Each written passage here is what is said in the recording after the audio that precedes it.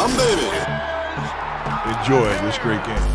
What is going on, everybody, and welcome back to the Hump Baby Baseball channel. This is Eric. I apologize, no camera for now, working on a ton of stuff behind the scenes. Got a new camera, new setup. It's going to be ready very soon, but today we're talking about free agents. We're going to talk about the free agents who have already signed with new teams, mainly focusing on the Royals and Mets because they've signed the most guys. And we're also going to talk about rumors, who is out there still and who is connected to who. So let's start out with a decent name in Mike Minor. It's a guy who I mentioned recently in a video about the Padres, talking about, how the Padres could sign a pitcher. Would it be a top tier guy like Bauer? Would they try to get Snell from the Rays? Or would it be more of a mid-tier guy like Mike Minor? And I just mentioned Mike Minor as an example, but no fewer than 5 commenters let me know, of course, hey, dumbass, Mike Minor's already signed with the Royals. No one actually called me a dumbass, but that's how I felt. So anyway, yes, I missed the news, so I'm telling you now, if you don't know, Mike Minor is a Royal, signed to a 2-year,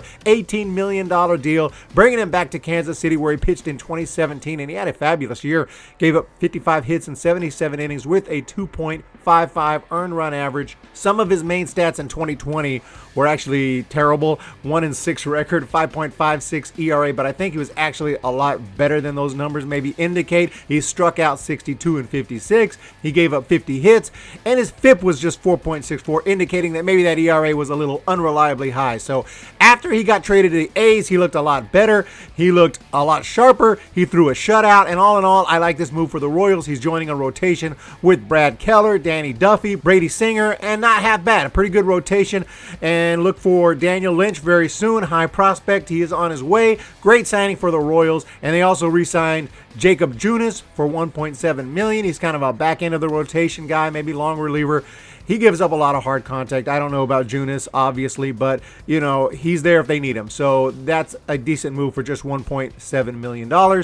And they also agree to 1-year deals with Jesse Hahn, and he was ridiculous in the bullpen in 2020. I don't know what happened, but he was amazing. .52 ERA in 18 appearances. I don't know if it was just short sample luck. I don't know what happened, but he gave up just 4 hits in 17 innings with 18 strikeouts. It's a small sample, but they're going to hang on to him for $1.75 million. You got to love that move. You got to find out. Did Hahn figure something out? Is this guy going to be a legit arm, or is it some weird 2020 anomaly? I don't know, but that is a good move for the Royals, and they also re-signed Franchy Cordero, or they came to agreement with him avoiding arbitration with Franchy Cordero. And the biggest name I haven't mentioned yet for the Royals is Michael A. Taylor, longtime national 2019 world champ. He's got great speed. He stole 24 bases in 2018.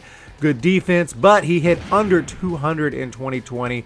I mean, he hit 19 bombs in 17. He's just inconsistent, doesn't get consistent playing time, and I think the Royals are going to find out what they can get out of him by putting him out there more often, assuming he has a decent spring training. I like the move. I think Taylor brings some energy, some excitement to the field, and it could be a nice move for KC. $1.75 million for this one, not bad at all. So that's your Royals update. I like it. I like what they're doing, but let's move on to the Mets. The Mets. My favorite fans in all of baseball. They're so polite. They're so nice. And no, they've been terrible to me. But with some exceptions, I got some great Mets fans. And I really do appreciate you all. You are awesome. So anyway, the Mets. I'm told they're going to be signing Babe Ruth, Mickey Mantle, Hank Aaron, among others. But so far, they haven't done that yet. They have signed Trevor May, and this is a solid bullpen arm, longtime arm for the Twins, coming off a strong 2020 where he struck out 38 guys in just 23. Getting paid $15.5 million bones, and he has already had Tommy John. He's recovered. Hopefully no surprise injuries there. He is honestly a really solid reliever, one of the better relievers as far as strikeout stuff goes and just general nastiness. Maybe he's not top tier, but I'd say second tier for sure. Nasty slider, hard fastball, weird slurve, and just really nasty in general. And although he gives up some runs, his ERA is usually 3 something, but Mets need bullpen help. They signed Dellin Betances a year ago, and he didn't help at all. So hopefully this works out better for New York. $15.5 million for a relief pitcher is a lot of money, but the Mets are going to spend a lot of money. They have a lot of money, and they're going to spend it. So Trevor May joining Betances, joining Edwin Diaz, Jeurys Familia, Miguel Castro, and the rest of that bullpen. to solidify it, and I like the move for the Mets, who also signed a ton of players to minor league deals. I'm not going to mention them all, but they signed several guys like Jose Peraza, former Red Sox. I mean, he was pretty good back in like 2018. He hit like 14 bombs for them. So that was nice, and he'll be nice to have some depth here after losing Cano for that failed PED test. And they also signed Malik Smith, Bruce Maxwell, and a bunch of other guys, like 11 guys on minor league deals. So the Mets are getting their options ready for 2021 spring training by jumping on those minor league deals early. But the last weird move I got to mention is Sam McWilliams, who, despite an ERA over 8 in AAA in 2019, is getting a big league contract. He's never pitched in the big leagues. He's getting paid $750,000. It's not a ton of money for, it's basically minimum big league salary, but still, for someone who's never pitched in the big league and isn't some kind of big high draft prospect, it's actually pretty shocking. So this is not a high strikeout guy. He's got a career minor league record, 30-35. 3.85 ERA. The Mets see something that they like. I don't know what, but he's obviously celebrating with his family, and they're thinking about what kind of house they're going to buy. So it's awesome for him. I just honestly don't get the deal. Mets fans, let me know what's up with the big league contract for Sam McWilliams. And a couple other notes. Domingo Santana, he is heading to Japan after a disappointing year with the Indians. Best of luck to him with the Yakult Swallows. And a few other moves I mentioned in other videos, but I just wanted to recap. The Jays re-signed Robbie Ray. The Braves re-signed Josh Tomlin. And also Drew Smyly, the former San Francisco Giant. He's going to head to Atlanta. And the Giants, speaking of them, are bringing back Kevin Gausman. Josh Harrison re-signs with the Nats, and Kendall Graveman is staying in Seattle. So that's it for what has already happened. Not a ton, but you know, the hot stove, it's warm. It's warm, not burning hot yet. You could touch it. Don't keep your finger on it. You could touch the stove, and it's not going to burn you right away, but it is warm.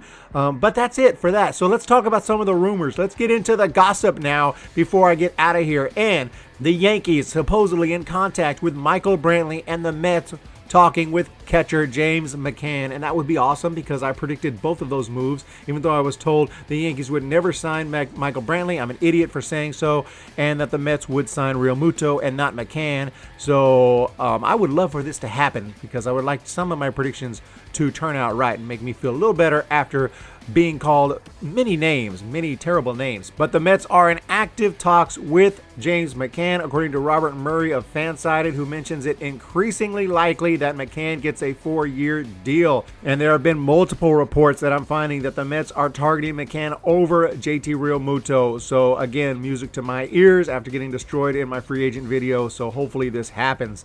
Also, the Twins non-tendered Eddie Rosario, a nice power bat there, and the Red Sox are showing interest according to John Morosi. So Red Sox, Eddie Rosario, possible move there. And I made a video yesterday about this next possibility. Marcelo Suna is connected to the Giants. Oh my freaking goodness. Problem is we don't know if the DH is coming to the NL. The Blue Jays are also showing interest in Osuna, but they know they're going to have the DH, giving them an advantage, meaning they could sign Osuna today. We need to know what's going on with the freaking designated hitter, Manfred. What the freak? It is freaking December. There is a baseball season coming up, and we don't know the rules? What in the F? I know it's 2020. I know it's crazy. I know Corona. I do not care. What's going on with the designated hitter? Are we going to have it or not so we can figure out who we're going to sign over here?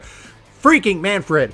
Moving on, Realmuto, I mentioned, he is really, there's no definite front runner, although I have heard the Nationals linked a little bit. That's a possibility. Obviously, the Phillies want to keep him, but they're having money issues, so we don't really know with Realmuto, but it looks like the Mets are not focused on Realmuto. They're focused on McCann. And then you got Trevor Bauer. Giants were mentioned earlier in the offseason. I don't see it happening, but hey, it would be crazy. It would be amazing. It would be awesome. But still, I think that the Angels need starting pitching. They got Trout. They got Rendon. They need pitching. Their pitching rotation has been in shambles. The Angels, that would be awesome. And I'm hearing now reports that the Angels are interested in Bauer. Whether Bauer is interested, I have no idea where the freak Bauer is going to end up. Who knows what he's thinking. But the Angels are interested, and I think they will pony up some serious cash to get Bauer. Couple more names and I'm out. The Blue Jays general manager Ross Atkins said the organization has been in touch with George Springer's agent at least once a week.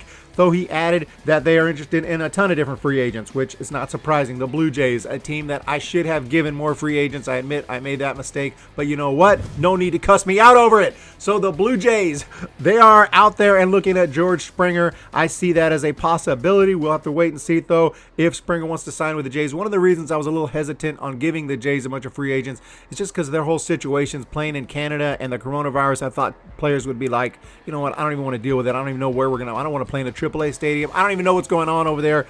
So I just thought players might hesitate. But on the other hand, money is money. And if the Jays are going to offer enough, players are going to sign over there, regardless of Canada or whatever. Nothing wrong with Canada. I'm just saying, as far as the coronavirus thing, they couldn't even play in Canada last year. So that's the thing. And one of the better, if not the best, free agent reliever, Liam Hendricks. There are teams showing interest, and two of those main teams, according to John Paul Morosi, are the Phillies and, yes, the San Francisco Giants. Giants seem to be showing a lot of interest. Are they going to actually sign guys or just interest? I don't know yet. But the Phillies and Giants are showing interest in Liam Hendricks. And the last guy I want to talk about is Tomoyuki Sugano of the Yomiuri Giants. He is available. He has been posted. This dude has an 8-year career in Japan with a 2.34 career ERA, 101-50 record. 101-50 with over 1,200 career strikeouts. This guy is legit. And teams interested include the San Diego Padres, the New York Yankees, and once again, yes, the San Francisco Giants. And you know he's a forever Giant in Japan. He wants to stay in the orange and black. He's going to stay in the orange and black in the USA. Let's make it happen. Giants, pick him up. Tomoyuki Sugano. But I really don't know, honestly. Actually, if I had to predict, I probably wouldn't predict the Giants just because it seems like the Yankees are always on top of that and they are interested. I would have to say they have the advantage, but it is going to be interesting to see. The Padres also very interested. They are trying to bolster that rotation. The Padres want to go win a World Series. They are going to spend big. They want Sugano as well. So Padres, Yankees, Giants, and I'm sure there are other teams as well showing interest in Sugano. And that is where I want to close here. Gonna leave that right there for today. Let me know in the comment section what you guys think of all of these updates of the free agent signings and the free agent rumors. What do you guys think? Let me know. Mets fans, Royals fans, what do you think of the move so far? Giants fans, Yankees fans, Padres fans, and everyone else, Phillies, Nats. What do you guys think? Let me know of the rumors. What do you think? I want to know down below. And please hit that subscribe button. And once again, please stay tuned. We are getting a new setup, new camera, new everything, and it is going to be very professional as we enter the 2021 season. So we're in a little bit of a transition period. So trying to put out as much content as I can while I'm working on all of that as well. You guys have a great day. Hit the subscribe button. Hit the thumbs up button. And I'm going to talk to you next time. See ya! When the Giants come to town, it's bye-bye, baby. Every time the chips are down, it's bye-bye, baby. History's in the making at Oracle Park.